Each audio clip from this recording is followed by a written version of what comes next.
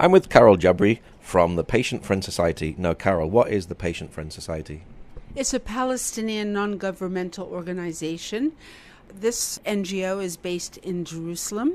We aim to serve the needs of men, women, and children in Jerusalem, the West Bank, and we even see patients from Gaza. So we're an accredited institution, non-profit, non-governmental.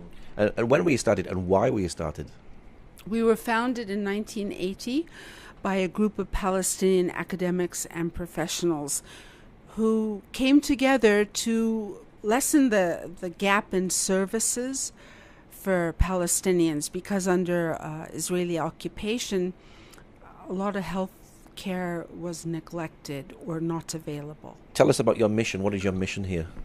The mission of Patients Friend Society Jerusalem is to improve health services through providing care, services, education, training, and to do research.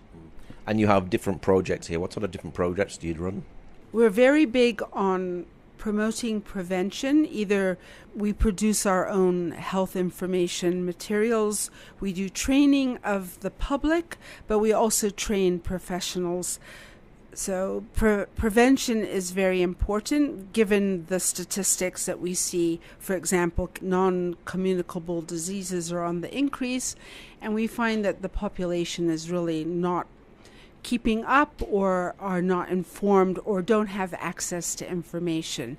Another program is palliative care, and we've been doing this since 2000. We started the first cancer support group for women diagnosed with cancer in 2000. It was targeting women with breast cancer, but over the years it includes any woman with any cancer from anywhere in the country. They're welcome to join. So in 2011 we expanded to Hebron, and we have sessions there. We have many women from that area because they can't get to Jerusalem. They don't have permits, or it's so costly and the resources just don't allow them to come. And in 2016, we opened a palliative care day center in Hebron called Beitna, which means my home. And so we've rented a very modest house with a little garden, and we provide education, psychosocial support, lymphedema massage. We also make available to women mastectomy bras and wigs. Is education important? It's so important. A lot of people are depending on hearsay or what the neighbor told them or their cousin, or they get the wrong end of the stick, if you will. So we're dedicated to finding information that is applicable. We put it into Arabic, which is very important. There isn't that much reliable information in Arabic. So we produce many different kinds of information, booklets, leaflets, and we do many health education lectures in the community. Now, you are supporting cancer patients. Why is support important to cancer patients? Well, most of the patients in Palestine, when they're being treated, it's just following the medical model. It's not a holistic approach. So they come for their diagnostics or their treatment, and at the end, bye-bye, I'll see you in 3 months, the doctor says, or 6 months, but nobody's addressed the psychosocial needs or education. Who's educating them about diet or exercise or prevention? So that's been very important for us to make sure they get that support. And now we have over 100 ladies registered for our activities and our care. Does that help the healing process as well, that they heal faster? When you look at the medical literature, it's well documented that the psychosocial care is so important, and it does affect survival rates. They have a longer, richer survival. So we're really keen to reach more and more people with the limited resources. And you also collect public data. What's that about? We dabble in research when funds are available. We've looked at awareness amongst professionals.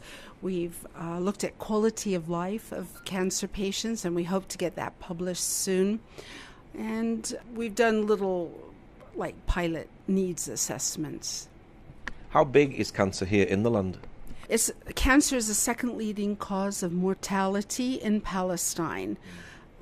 Cardiovascular disease is the number one, and then we come down to diabetes and cancer, so it is on the increase. And the problem is a lot of patients with cancer come with late-stage disease, so they're usually diagnosed at stage 3 or stage 4, and we know that leads to less positive outcomes. So it's a stigmatized disease in Palestine because people just don't have the information, and there's so much fear because when they hear cancer, they say, oh, the person's going to die. They don't know about early detection. They don't know about the treatments. Yeah, that was my next question. If someone thinks that they have cancer, is it important for early detection? Oh, absolutely. Unfortunately, they don't go for early diagnostics. They don't go for screening, which is a problem, and it's not screening isn't well established yet, so people aren't aware. So one of our jobs as Patients Friends Jerusalem is to raise awareness about screening, what it is, why it's important, in addition to the prevention, of course. So diagnostics, often they pay out of pocket, so they'll delay it thinking, oh, well, maybe it'll get better or it'll go away. And then we find them with a big tumor or something that could have been treated much easier, much earlier. Now, anybody who's lived in the land here knows that smoking is a big, big problem, even with your 10-year-old child smoking cigarettes. Do you do anything to work with that? We're not working with youth. We haven't done much on smoking. There are other organizations doing that. So we've put our resources into other cancers. And we do talk about prevention, anti-smoking in that aspect. But we don't have any campaigns at the moment dedicated to anti-smoking. Now, you've also won awards. Tell us a bit about some of the awards you've won. The American Cancer Society gave us an International Achievement Award for our cancer work. And I was named a Global Cancer Ambassador by the American Cancer Society. And we've been members of the International Union for Cancer Control since 2005, I believe. And we're always presenting at their conferences, and the next conference is in October, and we will be represented again there. And we're invited to numerous seminars, workshops to present. How important is training in the community and training the local people? Training is essential. Our professionals don't often have the opportunity to leave the country because of the costs. Wages are not very high here. The opportunities in the country are extremely limited. So we really depend on expertise from outside. Whether they come here or people go abroad, it's very important. If somebody finds out that they have cancer, is counselling important for them? Counseling, well, that's part of the palliative care. From the moment they're diagnosed, there should be someone leading them along the way. Palliative care is not established yet. So the services we provide, it's word of mouth if people will come. So yes, counseling is important, and it's in its infancy. 1, because we don't have the human resources. 2, there isn't a policy. And 3, the financial resources aren't available. Do you have people on your board as a charity who've actually survived cancer? Yes, we have. One of the board members is a 18-year survivor of breast cancer. So she's one of our poster people, if you will. So a lot of the women in the Sunrise Cancer Support Group, the women chose that name. They are very strong advocates for early detection and prevention. So they do speak at seminars, conferences, in the community, in the classrooms. So they're very important to our work. We complement each other. That's important as well, because look, I survived. Yeah. Oh, and the people are just, you can hear a pin drop when they're presenting. It has such a great impact when for the community to think, oh wow, 15 years, 10 years, 18 years, 20 years, and they're still alive. So it's so important. Why do you do what you do?